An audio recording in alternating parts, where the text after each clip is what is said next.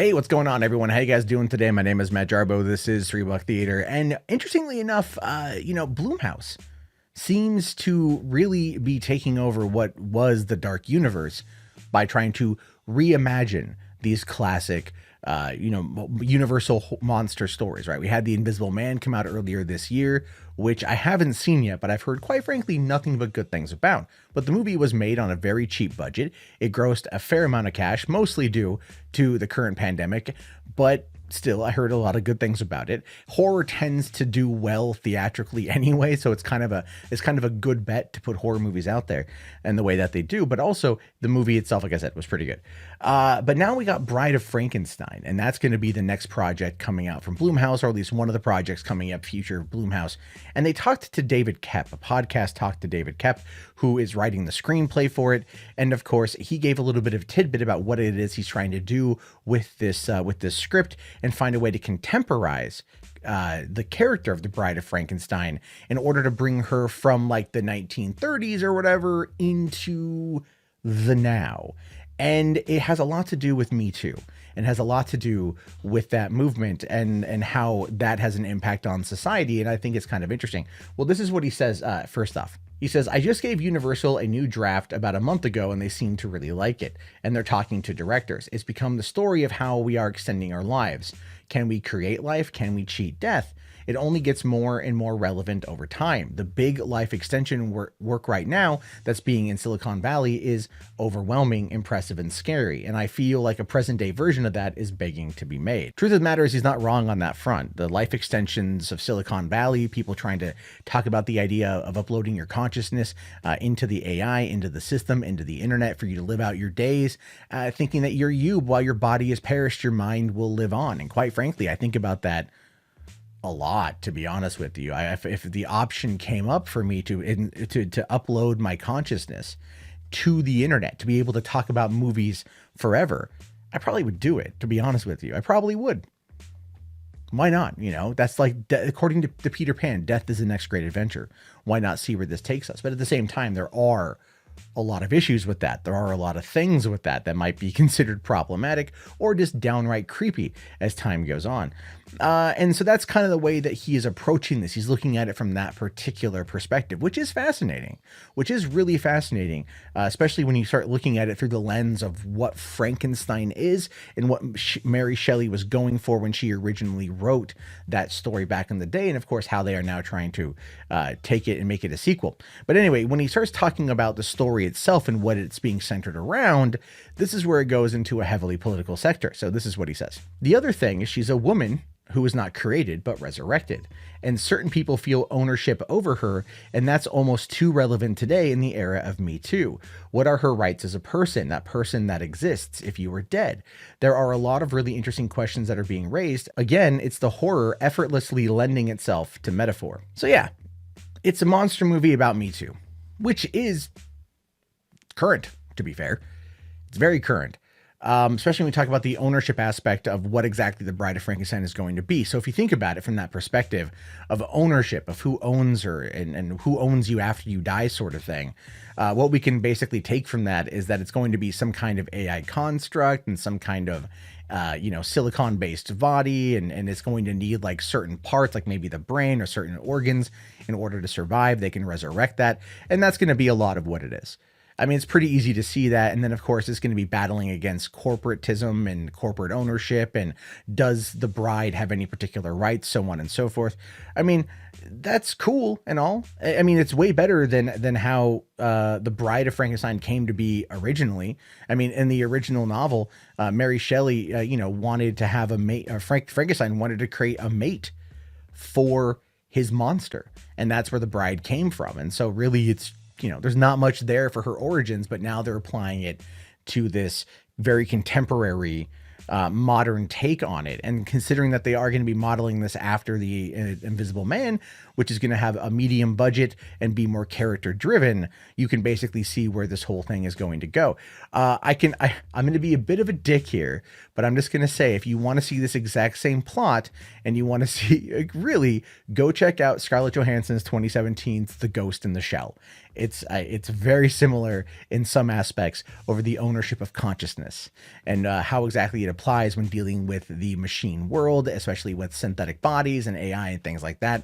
Again, it's not as character driven, but it's very similar in my opinion.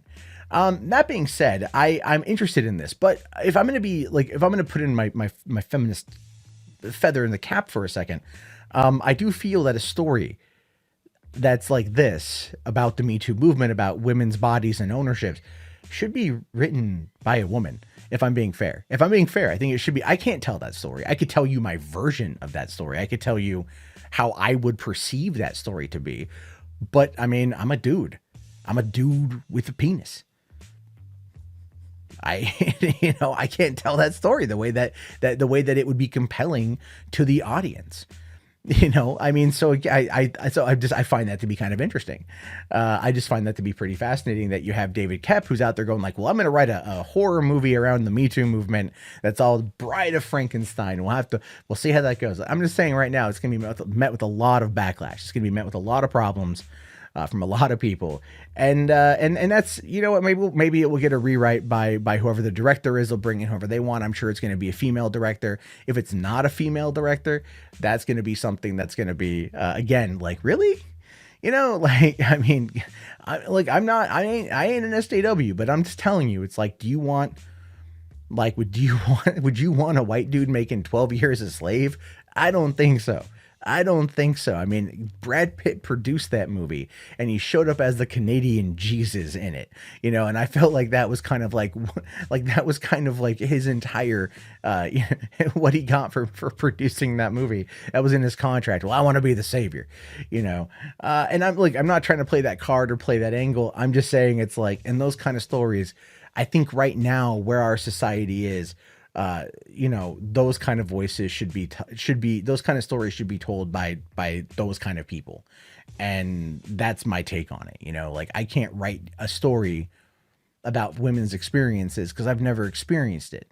I can give you my secondhand, very biased, opinionated view of it, but I can't actually tell the story the way that would be maybe very contemporary. And it would send the kind of message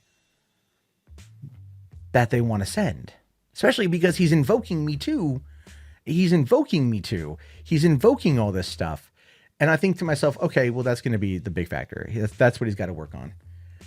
Again, I think people might misconstrue what I'm trying to say here. All I'm saying is, I think these kind of stories should be told by the right voices. If you want to make a horror movie about a Silicon Valley based AI Frankenstein female monster, cool.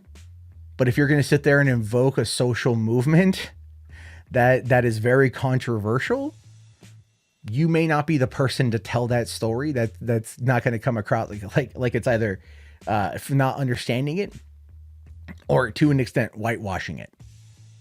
And that sounds weird to say. I know that sounds weird to put out there. But that's kind of how I view it.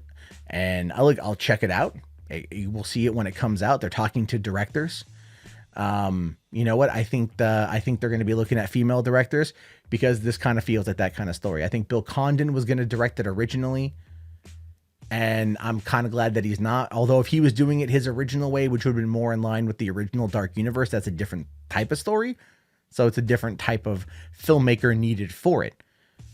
But I honestly wouldn't be surprised at this point if like Kathy Yan gets the offer, or honestly, to tell you this, I don't know a lot of female directors off the top of my head who do horror. And there are a few that I hear about, but I don't know enough about them to where I fully remember them. And I feel bad admitting that because I kind of feel like in this line of work, I probably should. And it also tells me that there's a lot more horror out there that I need to see, especially horror that's going to be coming in from those kind of voices, which at this point in my life, I'll be fair, I'm interested in those kind of voices. I'm interested in hearing those kind of stories because, David Koepp is old school Hollywood. He's old. He's been around for like decades and decades and decades. You look up his IMDb. The dude's written a lot. He wrote Hook, for crying out loud, so he's been around a long time. He's not the person to tell this story. He's just not. I mean, it's a good idea, sure. It's an interesting concept, sure. But he's not the person to tell it. I don't know. I would never write a story about Me Too. Unless it was like Disclosure with Michael Douglas and that kind of like false accusation, which then as a guy, I'd be more than in tune to tell that kind of story. See what I'm saying? See what I'm saying there on that one? It's a weird thing to wrangle with. It's a weird one. Anyway, I want to hear your thoughts. I want to hear your opinions, good, bad, or the other. Let me know down in the comments below. I will talk to you guys all later. Thank you again for watching. Have yourself a great day. Happy Father's Day, and peace out.